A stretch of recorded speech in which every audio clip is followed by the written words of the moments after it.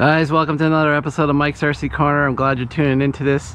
Today we got a video, as you've seen in the thumbnail. We're going to talk about the AX-8560, the AUSTAR hobby truck, and we're going to have a small update on the belly dragger build that has been dragging on for a long time, and the end is in sight, and we're going to do all this quick.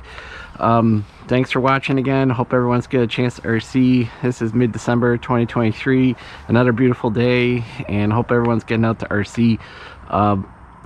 There's a lot of going on the YouTube about this truck, and I'm gonna have some stuff in the notes. A person that's commented on the video has created a Facebook group based on this model, so if you're interested in what people are doing to it and finding out about it, and they're sharing information and what may fit as an upgrade or some other feature that may not have been covered in one of my videos, go over there. I'll leave a link in the notes.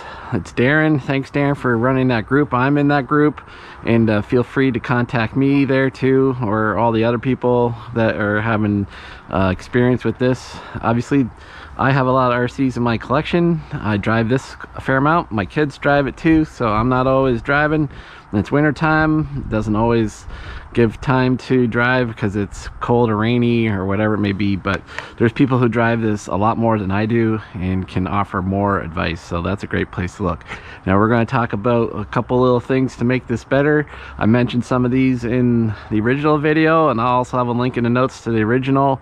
I think I got about 2,400 views on it right about this point in time, and the video is quite long. I think it's about 17 minutes, but I do cover some of these topics in it, but you might get lost as people skip through. Who would dare to skip through my videos? But anyways, people do, and we're going to talk about it. So things to make this thing better. I've seen people say take the foams out of the wheels. That's up to you if you want to do that. I think like anything that comes stock, doesn't pretty much matter. Anything you get, even the TRX4M, things you might want to change when you have money to do so are the wheels, tires, and shocks. Most times those things are just stock form and just get you by, and you can have fun with it. But if you want to get to the next level, possibly, that's the things you want to do. So of course that works for just about any model you buy. Maybe in the higher ends, you know, when you're spending $1,000 on a model, it comes with all the upgrades already. But when you're paying for these things at these prices, that's what you can expect. First tip I learned, I forget the guy who had the tip, and thanks for that. If you hold the button here for the lights, that changes the light bar like that, and then I'll put it back to solid, or off is fine. If you hold that button, it will turn the headlights off. It takes about 3 seconds, and you can still play with the light bar without it. It's up to you. If you hold it again, the headlights come on. So that's one little feature that I didn't cover in the first video. The other one is a huge, probably the best thing you can do for this thing, and I hope you guys can see it. This is the steering acronym. Some people call it steering rack, steering bar, rod, whatever suits your fancy. Now under here, there's a spot where 2 little plastic downrights are coming, and if you get little snippers or even a knife, be very careful, but you can cut those off and it will give the swing on the servo horn. It was blocking the servo horn. No idea in the world why that was ever there. And it does not, like, I don't know, I don't know why they ever did that, but there's a ton of throw more to go, and when you get rid of that, you get so much more steering cornering. It's unbelievable. That's a huge tip there. The last tip I got is, I'll leave a link in the notes.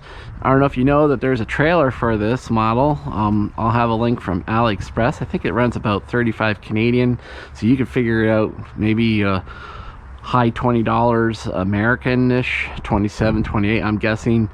But if you're not going to run that, but the trailer is really cool, by the way. It comes with accessories like storage cases that pop open, You can check it out and see.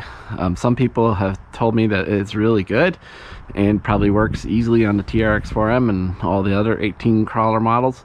But if you're not going to do it, there is a hitch here, which is kind of nice, but I've already removed mine. You take 2 screws. If you get a long screwdriver, you can do it without even having to take anything apart and just feed it through. And I think it was Phillips or possibly Hex, and I was easily just do it. I have long drivers and took the hitch off, stored it away in case if I ever needed it. But that gives you a lot of clearance, especially when you're going over a bump and the bumper would hang up on it and your wheels would be spinning. It also gives you more clearance this way when you go climb vertically, because it would have bumped you down about that far. So you gain probably 5 more degrees for climbing. So a lot of features on this thing for the price. It's awesome. I know it's not a Traxxas. There's room in the hobby, guys, for the budget things. There's room in the hobby for the high budget. There's people out there struggling to put food on the table, feed all the mouths around the table, their mortgage, their car payment, their rent, their mortgage, wherever it be, medical bills, whatever your circumstances are. And sometimes you just have a little amount of play money and you want to get the best bang for your buck, and sometimes this will fit the bill. And if you got the money to buy the higher end stuff, perfect, great. But don't knock the people that are having fun with these things. You know, you don't want to buy a piece of garbage, but doing reviews like this, and people can get into the hobby for 80 US and have a lot of fun too. So still, and it's a great overall truck, and it's got pretty much glowing reviews going around. Some people complain about the plastic gears inside, braking in the back. Well, fix it, for crying out loud. Every RC I know, pretty much besides some of my old AFNAs that I've abused pretty good, they haven't broken yet. But 98% of the RCs you're going to drive, something's going to break along the way, and upgrade it. Parts are cheap, whatever it may be. I don't know why people complain. Hey, if it's stuck in the rocks, and quit torquing it. Go pick it up. If you want to torque it enough to snap it, well, then deal with it. Gotta fix it. It's just what it is. Call a spade. I don't think it's a big deal. I don't see why people are crying in their Cheerios about it. The belly dragger is almost ready. I got shocks coming. My friend Tim has given me a servo. This hood here kind of hits the servo still, so we're gonna space it out here, push the servo out. I have the mini Traxxas one. That's good because the servo wire here is not long enough to reach where the ESC is going to mount upside down and stick to the top of this roof here on the roll cage part of the chassis, and I need a servo to reach there. This one won't reach. The Traxxas one has a long one, and then we should pretty much see this thing going. The battery velcros in nicely in the back. Probably have to drill out some of these holes a little bit to mount the shocks, or you're going to snap your screws trying to screw them into the carbon fiber. And I might have different wheels for this, we'll see, and we can move these wheels off onto some of my other stock stuff and get rid of the stock wheels. But this thing should be really close.